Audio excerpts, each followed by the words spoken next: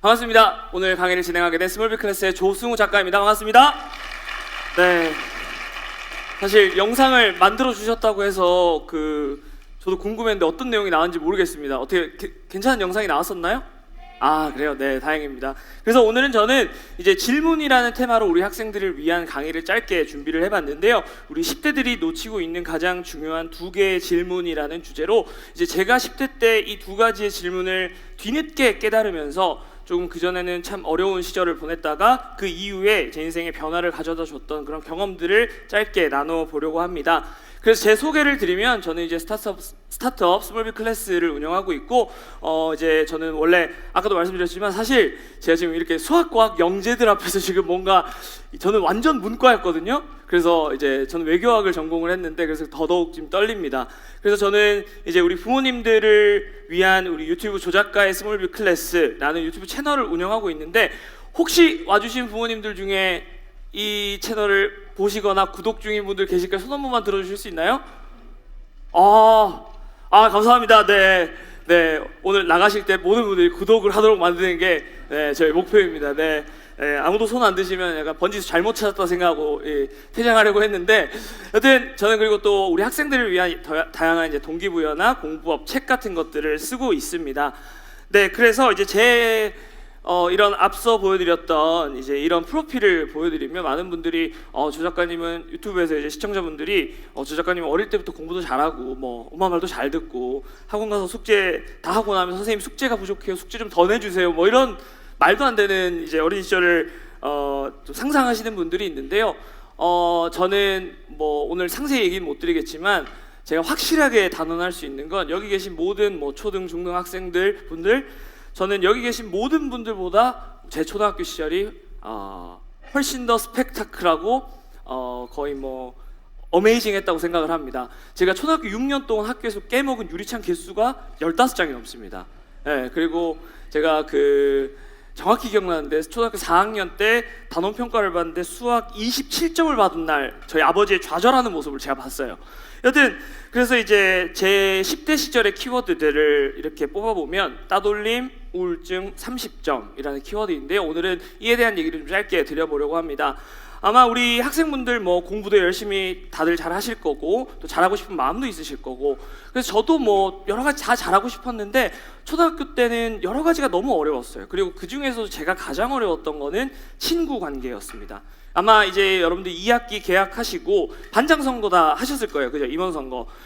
반장 되신 분들도 계실 거고 너무너무 되고 싶었지만 낙선하신 분들도 계실 겁니다. 저는 초등학교 4학년 때 처음으로 임원 선거를 나갔는데요. 정말 저는 학교에서 인싸가 되고 싶었습니다. 그래서 네이버 이제 지식인에 검색을 했어요. 그랬더니 무조건 반장 되는 법이라는 글을 2개를 보게 됐습니다. 첫 번째는 뭐냐? 우리 다 임원 선거 할 때 뭐 하죠? 연설하죠. 그래서 이제 반장 선거 할 때 연설할 때 말을 처음에 하지 말고 물컵에다가 물을 가득 따르고 그걸 들고 나가서 조용히 머리 위에 이렇게 부으래요. 그리고 제가 이렇게 땀이 날 만큼 우리 학급을 위해 열심히 일하겠습니다. 그러면 당선된다는 거예요. 또 밑에 글이 또 뭐라고 적혀 있었냐면 우리 학교에 분필 지우는 지우개 있죠. 그걸 또 들고 머리에 이렇게 털래요. 이렇게 먼지가 날 만큼 우리 학급을 위해서 열심히 일하겠습니다. 그럼 반장이 될 수 있대요. 어떻게 됐을까요? 네. 저만 몰랐네요. 네. 그 선거에서 저는 무려 몇 표를 받았냐? 2표를 받았습니다. 네, 심지어 그 2표 중에 한 표는 제가 왼손으로 제 이름을 몰래 썼던 그런 반장 선거, 첫 반장 선거에 상처를 받고 이제 끝났는데 이후에도 계속해서 도전했습니다. 하지만 2표, 3표, 4표 뭐 반장과는 전혀 거리가 멀었던 학생이었는데 그러다가 선생님은 사실 초등학교 6학년 때 따돌림을 당하기도 했습니다. 그리고 고등학교 1학년 때는 기숙사 생활에 적응을 못해서 이제 친구들과 한 3개월 정도 기숙사에서 투명인간처럼 자의반 타의반 투명인간 생활을 했는데 그리고 우울증 진단을 받게 됐습니다. 그러다가 이제 열심히 치료를 하고 뭔가 마음을 새로 먹고 제가 고등학교 1학년 가을에 학교로 다시 돌아왔는데 그 시절에 제 마음속에 항상 저에게는 나는 인간관계가 어려운 사람, 친구한테 인기가 없는 사람이라는 꼬리표가 있었어요. 그래서 좀 그걸 스스로 떼고 싶었습니다. 그래서 고민을 하다가 그래, 반장 계속 떨어졌으니까 반장? 오케이, 그러면은 반장 말고 더 스케일 있게 학생회장 한번 도전해보자 라고 이제 출마를 합니다. 여기 네 번째에 있는 귀여운 친구가 접니다. 네, 미안합니다. 네, 그래서 출마를 했는데 이제 앞에 친구들은 워낙 인기가 많고 공부도 잘하고 뭐 되게 배려심도 있고 이런 정말 슈퍼스타들이었어요. 근데 이제 제가 출마를 했는데 혹시 부모님들 중에 아실 수도 있을 것 같아요. 그 유튜브 채널 중에 서울대 쌍둥이라는 채널이 아마 보신 분들이 있으실 텐데 이제 그 친구들이 제 고등학교, 대학교 제일 친한 친구들이거든요. 근데 얼마 전에 이제 이 채널에 인터뷰를 하러 갔는데 제 그 쌍둥이 동생 친구가 15년 만에 저에게 그러더라고요. 그때는 제가 이제 저한테 얘기를 하지 않았는데 15년 만에 처음으로 솔직히 제가 출마한다고 했을 때 속으로 도대체 얘는 왜 나왔지? 라고 생각을 했었다고 저에게 얘기를 하더라고요. 실제로 저를 지지하는 친구들 5명도 안 됐습니다. 선거 캠프를 꾸리기가 어려웠어요. 말도 안 되는 상황이죠. 제가 어른 돼서 알았는데 그 당시 담임 선생님이 저희 어머니한테 전화를 해가지고 수근과 1학년 때 힘들었는데 상처받을까 봐 걱정되니까 어머니 좀 말려주셨으면 좋겠어요 라고 얘기를 하실 정도로 불가능한 상황이었습니다. 그래서 이제 저도 무슨 초등학교 4학년 때처럼 물 붓고 지우개 털 수 없으니까 이제 좀 너무 되고 싶지만 포기를 해야겠다 생각을 하고 이제 엄마한테 전화를 했습니다. 엄마, 나 학생회장 너무 되고 싶은데 나 포기해야 될 것 같아 라고 얘기를 했는데 엄마가 그때 이제 제 인생을 좀 바꿔놓는 얘기를 해주셨는데 어떤 얘기였냐면 이제 뭘 가지고 와서 읽어주셨어요. 뭘 읽어주셨냐? 제가 어릴 때부터 이뤄왔던, 해냈던 아주 작은 도전들을 말씀해 주셨어요. 예를 들면 뭐 물론 제가 공부를 잘 못하다가 중학교 가서 열심히 하게 된 것도 있었고 뭐 축구대회 나가서 열심히 해서 상을 받았던 것도 있었고 근데 뭐 그렇게 막 거창한 것들만 있었냐? 그렇지 않았어요. 예를 들면 제가 초등학교 3학년 때 전교생 딱지치기 토너먼트 대회에서 무려 3등을 했거든요. 근데 우리 어른들 다 아실 겁니다. 초등학교 때 전교생 딱지치기 토너먼트 대회 3등은 인생에서 아무런 쓸모가 없어요.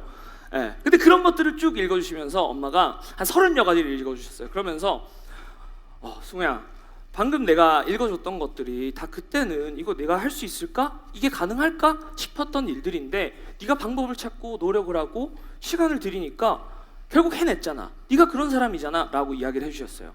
그래서 우리는 항상 목표가 있으면 머릿속으로는 뭔가 시간과 에너지를 집중해야 된다는 거 알지만 마음속으로 스멀스멀 어떤 생각이 올라와요?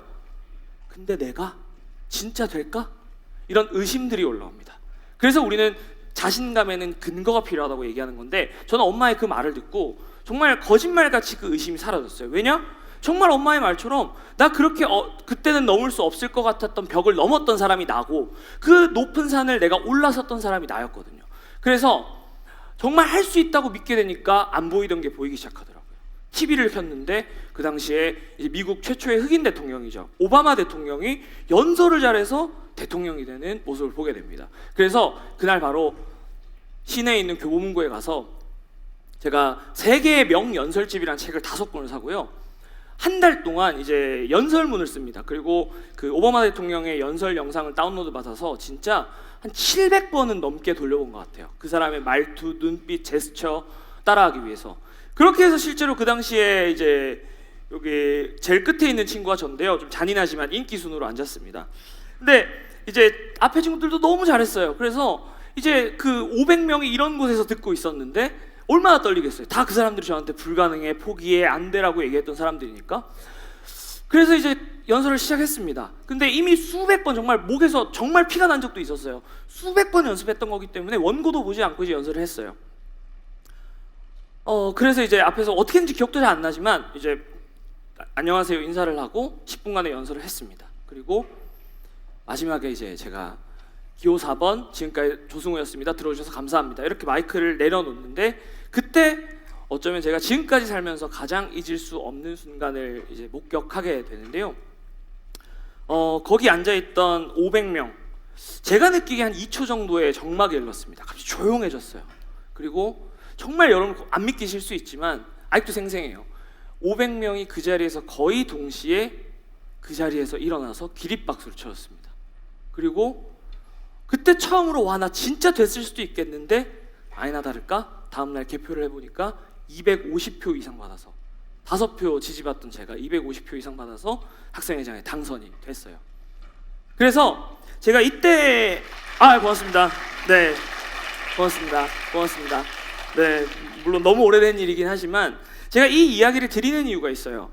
여기 계신 분들 저는 그 어떤 분들보다 앞으로 높은 목표, 큰 꿈을 향해 가실 분들이라고 생각하는데, 안타깝게도요, 여러분들이 목표가 크면 클수록, 높으면 높을수록 사람들은 여러분한테 너는 할 수 있어, 너라면 해낼 거야 라고 이야기해주지 않을 겁니다. 안타깝게도 사람들은 야 그거 안 돼, 뭐 말도 안 되는 얘기하지 마, 그거 비현실적이야 라고 얘기할 겁니다. 왜냐? 여러분들이 미워서가 아니에요. 진짜 그 사람 눈에는 그 일이 불가능해 보이거든요. 근데 저는 이때 깨달았어요. 사람들이 뭐라고 얘기하든, 예를 들면 일론 머스크가 화성 가겠다고 했을 때, 우주선을 다시 뭐 쏘아 올리는 재활용 기술을 발명하겠다고 했을 때 사람들 다 미쳤다고 했습니다. 근데 결국 해냈잖아요. 누가 뭐라 하든지 간에, 저는 이때의 일을 통해서 뭘 깨달았냐면, 누가 뭐라 하든지 간에 저는 정확히 저희 엄마까지 포함하면 2명이었지만 정확히 그 꿈을 가진 딱 한 사람, 누구죠? 목표를 가진 사람 누구죠? 맞아요. 바로 나 자신만 그 일을 할 수 있다고 믿는다면요, 할 수 있는 게 아니라요, 저는 그 일은 이미 할 수 있게 되어 있다고 생각합니다. 왜냐? 한 번 해서 안 되면 2번 하면 되고요, 2번 해서 안 되면 3번 하면 됩니다. 그래서 여러분들과 첫 번째 나누고 싶은 질문은, 여러분들이 앞으로 살아가면서 그럴 때마다 스스로에게 이 자신감을 키워내기 위해서는요, 내가 물론 부족한 걸 보완하고 반성하고 성찰하는 것도 필요하지만, 그보다 더 앞서서 먼저 우리가 질문해야 되는 건, 여기 적힌 것처럼 지금까지 내가 해냈던 작은 성취들은 무엇인가? 그 작은 성취들, 저는 이걸 스몰 빅이라고 부르는데, 이 작은 성취들이 여러분들이 그 높은 벽 앞에서도 여러분들이 할 수 있다는 용기를 가지게 만들어줄 겁니다. 그래서 우리 한 문장을 같이 읽어볼 건데요, 제가 한 줄을 읽으면 우리 따라 읽어보겠습니다. 제가 첫 번째 읽으면 따라 읽어주세요. 나는 무엇이든 할 수 있다고 믿는다면 반드시 해낼 수 있는 사람입니다. 한 번만 더 해볼게요. 나는 무엇이든 할 수 있다고 믿는다면 반드시 해낼 수 있는 사람입니다. 네, 꼭 여러분 그런 사람이라는 걸 스스로 오래오래 기억하셨으면 좋겠습니다. 그럼 이제 두 번째 질문으로 넘어가 볼 텐데요, 제가 아까 뭐 오늘 여기 카이스트 오는 게 되게 떨리고 뭔가 어색하다고 말씀드린 이유가요, 네, 여기서 보실 수 있습니다. 이게 제 고등학교 1학년 첫 시험 성적표입니다. 보이시나요? 네, 수학 100점 만점에 30점. 근데 이게요, 물론 이제 저는 이제 공주 한일고라는 곳을 나왔는데 정말 2달 동안 수학 공부를 하루 10시간씩 했습니다. 그래서 그래도 내가 뭐 160명 중에 한 10등 안에 들겠지 해서 2달 동안 겨울방학 또 수학만 했어요. 근데 받은 점수가 30점입니다. 그리고 중간고사, 기말고사 더 열심히 했는데 그래 1등급은 기대도 안 해, 2등급만 받자 했는데 성적표를 받았더니 뒤집어서 2를 좀 뒤집으면 뭐가 있죠? 네, 맞아요, 5. 그리고 그 다음 학기에 그 다음 시험에서 6등급을 받게 됩니다. 그래서 이제 저는 자퇴를 결심했었고, 이제 정신과에 가서 우울증 치료를 받게 됩니다. 그 마음 중에 이제 앞서 말씀드린 것처럼 친구 관계가 어려웠던 것도 있었지만, 또 하나는 이제 우리가 어떤 일을 포기할 때 느끼는 감정 같은 건데요, 정말 우리가 뭔가를 포기할 때는 어떤 마음이 드냐면, 내가 진짜로 죽어라 했는데도 안 되는 게 있네, 그런 마음이 우리를 포기하게 만듭니다. 그 감정이 저에게도 그랬어요. 그래서 저는 이제 학교를 그만두려고 했고, 이제 학교에서 집으로 돌아와서, 이제 제가 본가가 부산인데 부산에서 2달여간 학교를 다니지 않고 이제 집에서 일종의 요양을 했습니다. 그리고 그때 스스로 질문을 처음으로 던졌는데요, 나는 왜 공부를 하는가? 저는 중학교 때 정말 부끄러운 얘기지만 꿈이라는 것에 대해서 생각해 본 적이 없었습니다. 친구를 이기기 위해서, 1등을 하기 위해서, 100점을 받기 위해서, 그냥 고등학교 입시를 잘 치르기 위해서 그렇게 공부했어요. 그렇게 왔더니 정말 내가 꺾일 법한 순간이 오니까 꺾이지 않는 마음이라는 걸 발휘할 수 없더라고요. 그래서 질문했습니다. 나는 왜 공부를 하는가? 그렇게 3개월 동안 치열하게 고민했고, 저는 어릴 적에 저에게 제 가슴을 뛰게 했던 것들, 내가 정말로 막 안타깝다고 느꼈던 것들 고민하면서 답을 찾았습니다. 그 답은 제가 약간 여러분들 눈에는 고대 유물처럼 보이실 수도 있는데요, 2008년 9월 15일, 아마 여러분들이 태어나시기 전이 아닐까 싶은데, 이게 고1 가을이었어요. 제가 학교로 다시 돌아온 날 학교에서 제가 이제 꿈 명함이라고 부르는 건데, 저는 전쟁이라는 문제를 해결하는 사람이 되고 싶었고, 그 문제를 해결하기 위해서 외교관이 되고 유엔에 가겠다는 저만의 꿈을 정했습니다. 그리고 지금도 그 당시부터 지금까지 지갑에 넣어서 가지고 다니고 있는데요, 그렇게 제 인생은 달라지기 시작했습니다. 이 꿈을 정하고 나서요, 이 답을 찾고 나서 목표와 계획이라는 게 생겨나기 시작했습니다. 이게 제가 그 꿈을 정하고 그 당시에 만들었던 만다라트라고, 여러분들 학교에서 한 번쯤 다 들어보셨을 겁니다. 가운데에 이제 평화를 이끌어내는 외교관이 되겠다는 꿈, 그리고 그 꿈을 이루기 위해서 필요한 작은 목표들을 쪼개서 줬고, 이 목표들을요 고등학교 남은 2년 반 동안 하나씩 행동으로 옮기기 시작했습니다. 그렇게 이루고 싶은 목표와 계획이 생기고 나니까 하루하루 시간 또한 너무너무 소중해졌어요. 그전에는 그냥 오늘 하루 언제 끝나지? 오늘 할 일 언제 그냥 다 하지? 이런 생각을 했다면 하루하루 정말 이 꿈의 재료를 어떻게 하면 잘 쓸 수 있을까 고민을 하게 됐고요. 사실 우리 부모님들만 오셨다면 제가 다음 사진을 안 보여드리려고 했는데, 우리 학생들이 와서 좀 보여드리면 이게 제가 고3 때 썼던 제 하루 계획표입니다. 제가 왜 부모님들께 부모님들 오시면 안 보여드리냐면, 꼭 이런 거 듣고 가시면 집에 가셔가지고 아들 앉아봐, 딸 앉아봐, 엄마가 오늘 강의를 듣고 왔는데 말이지 서울대 카이스트 가려면 이 정도는 해야 된대. 아닙니다. 그게 지금 본질이 아니에요. 정말 중요한 건 우리 학생분들이 공부도 열심히 앞으로 하시겠지만 진짜 내가 해내야 하는 이유, 나만의 목표를 가진다면요, 이런 것들은 여러분들이 시간이 지나면서 자연스럽게 해낼 수 있게 될 겁니다.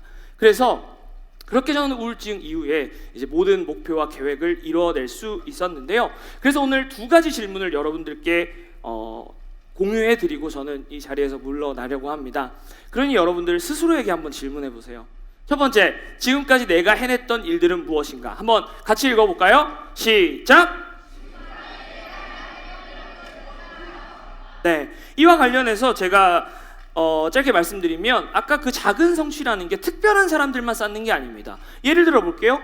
여러분들 우리 중학생분들께 예를 들어 볼게요. 우리 부모님들도 마찬가지예요. 지금 예를 들면 분수의 나눗셈을 못하는 분들이 있나요?